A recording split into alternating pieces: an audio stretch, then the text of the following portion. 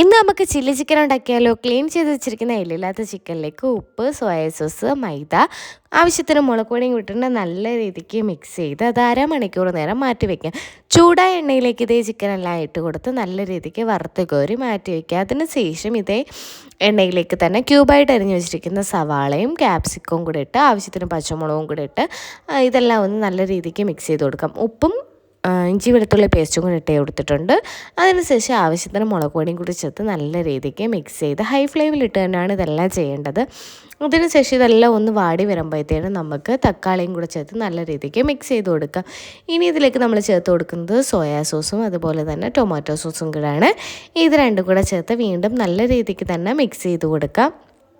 അതിനുശേഷം നമ്മളിതിലേക്ക് ചേർത്ത് കൊടുക്കുന്നതെന്ന് വെച്ചാൽ ഒരു 2 ടേബിൾ സ്പൂൺ മൈദ എടുത്തിട്ടുണ്ട്. അത് വെള്ളത്തിൽ മിക്സ് ചെയ്തത് ചേർത്ത് കൊടുത്തിട്ടുണ്ട്.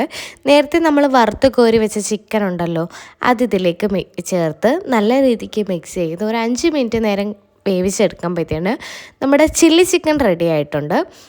ഞാൻ എൻ്റെ രീതിയിലാണ് ഉണ്ടാക്കിയിട്ടുള്ളത്. നല്ല ടേസ്റ്റുള്ള സാധനമാണ്.